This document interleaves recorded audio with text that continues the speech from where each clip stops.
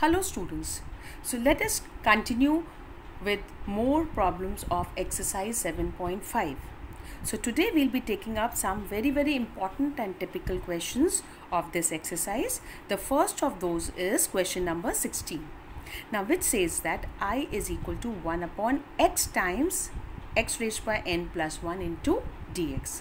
So there are more than one ways of solving this problem, but one very simple and straightforward way of doing it is by whenever we come across this kind of a question, what we do is we take out this x raised by n common. So what do we get? This becomes equal to 1 upon x raised by n plus 1, and we are left with 1 upon x raised by n, and this can be easily solved by substitution.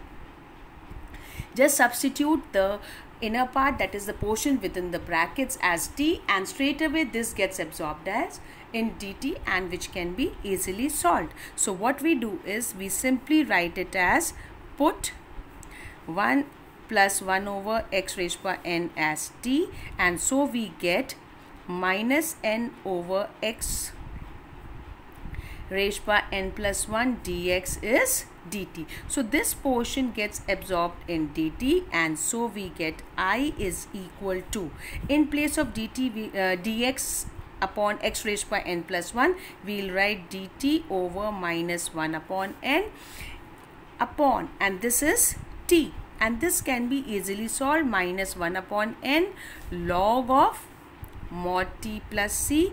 You replace back the value of t in terms of x, and we get it as 1 plus 1 over x raised by n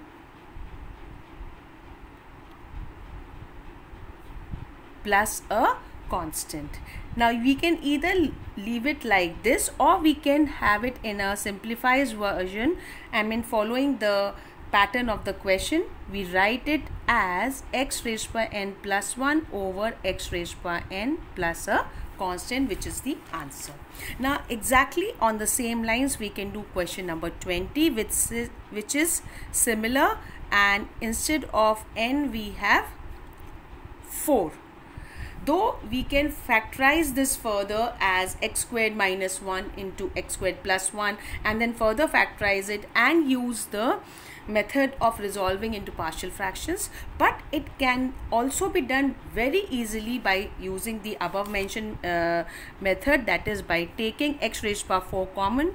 We'll be left with x raised by 5 into 1 minus 1 upon x raised power of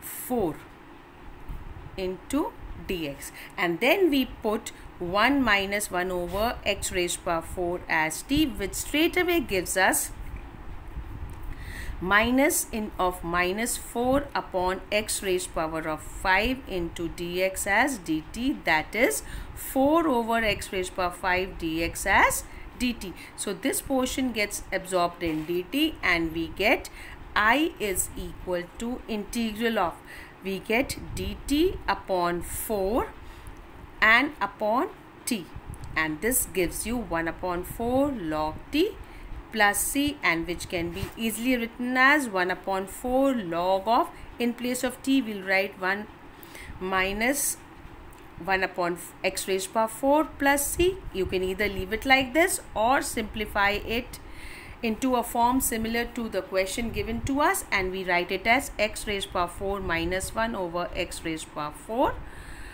plus a constant. Now we come to another question, which is another very important question, that is question number 17. Now question number 17 involves substitution.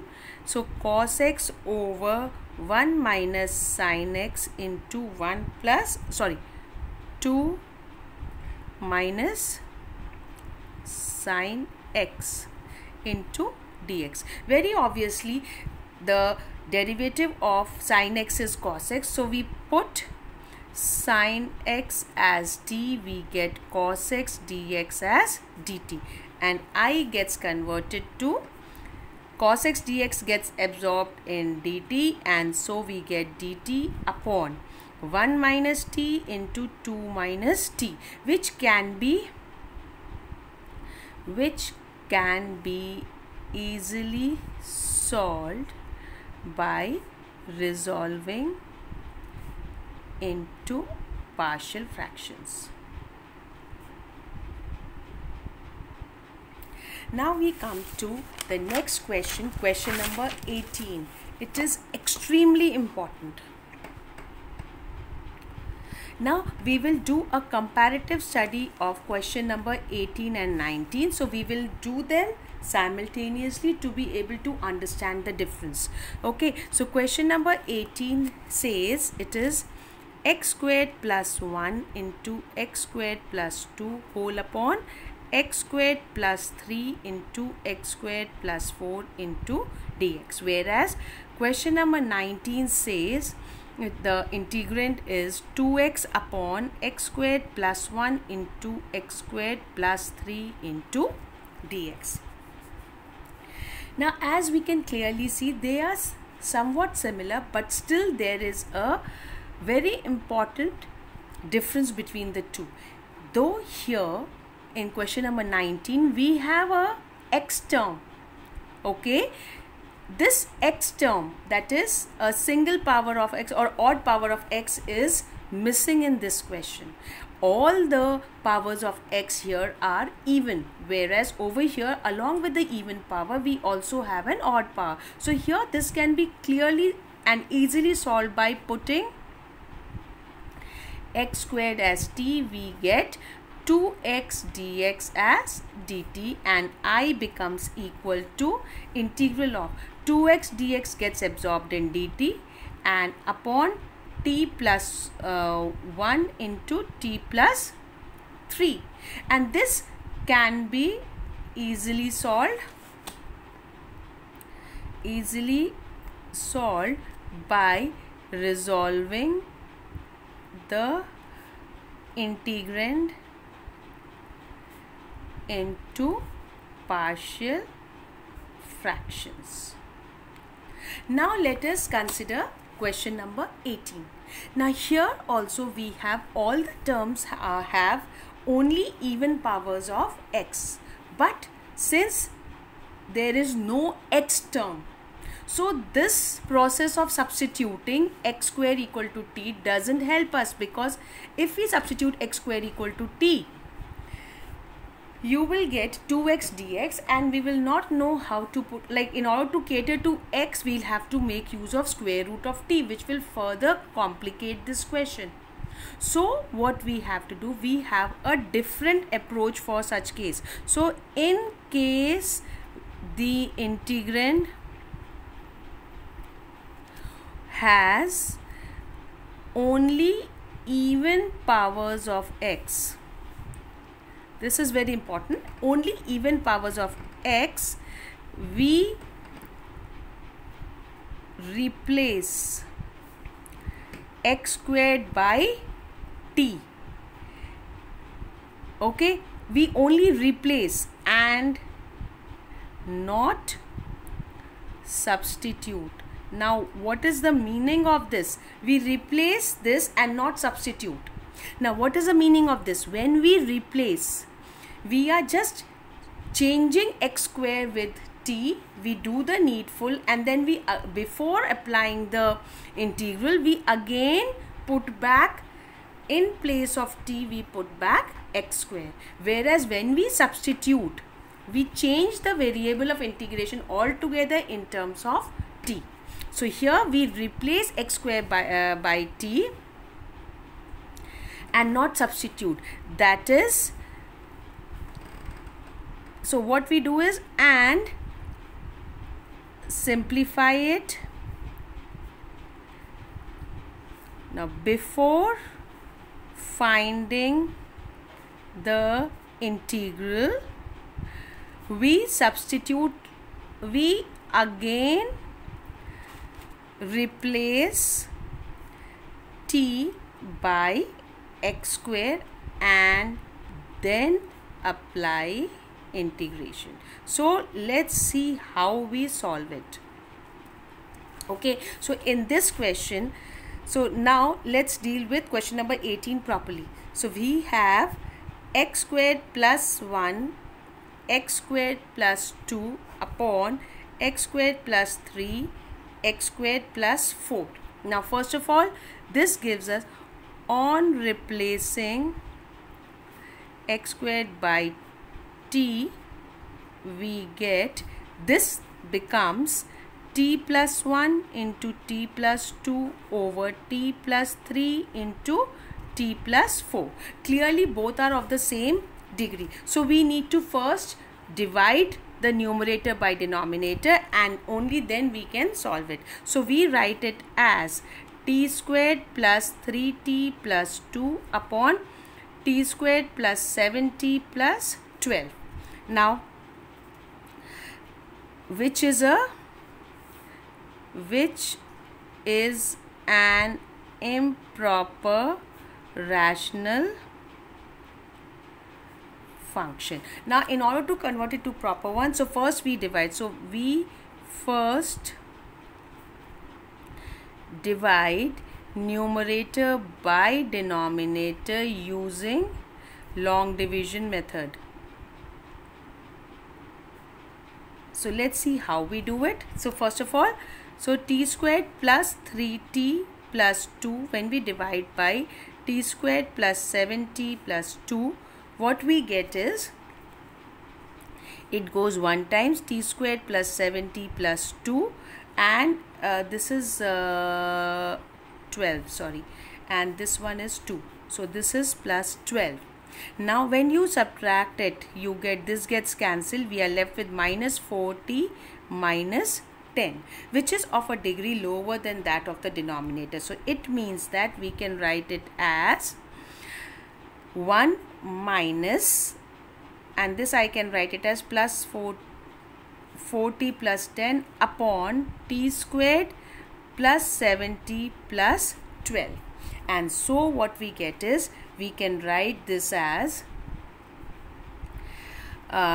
we can write this one as in this form. Now t plus 1 t plus 2 upon t plus 3 t plus 4 can be written as 1 minus 4t plus 10 upon t squared plus 7t plus 12 can be further written as t plus 3 t plus 4. Now this portion can be resolved into partial fractions using the shortcut method. So what do we have? It can be written as a upon t plus 3 plus b upon t plus 4. Now how do we solve a? This minus we have taken common as it is. Now how do we solve a? From this, except for t plus 3, in the remaining part we put t equal to minus 3. So what do we get? 4 into minus 3 plus 10 upon minus 3 plus 4. Whereas in for this part, except for t plus 4, in the remaining part we put t equal to minus 4. So 4 into minus 4 plus 10 upon minus 4 plus 3. So solving it further, we get t plus 1 t plus 2 upon t plus 3 t plus 4 is equal to 1 is as it is, minus, we have t plus 3, and this is also minus because I have opened the brackets, and this is t plus 4. Now let's see, what does this become? This is minus 12 plus 10 is minus 2 upon 1. So we get it as minus 2. Now here this is minus 16 plus 10, which is minus 6, upon minus 1, which is plus 6. So we get it as plus 6. So this becomes 1 minus of minus is plus 2 upon t plus 3 and minus 6 upon t plus 4. Now before integrating, we again put back t as x square, and so we get, which becomes 1 plus 2 over x squared plus 3 minus 6 over x squared plus 4, and so we get I is equal to, now that whole thing becomes, so we have what, x squared plus 1 into x squared plus 2 upon x squared plus 3 into x squared plus 4 is equal to this much. So we get the integral as 1 dx plus 2 into 1 over x squared plus 3 dx minus 6 into 1 over x squared plus 4 dx. Now solving, we get integral of this is x plus 2 into integral of this will be 1 over, now this is 1 over x squared over plus a squared, where a is root 3. So 1 over root 3 tan inverse x over root 3 minus 6 of into, now here again it's 1 over a, where a is 2, tan inverse x over 2 plus a constant, which on simplifying gives us x plus 2 over root 3 tan inverse x over root 3 minus this gets cancelled, 3 times tan inverse x over 2 plus a constant.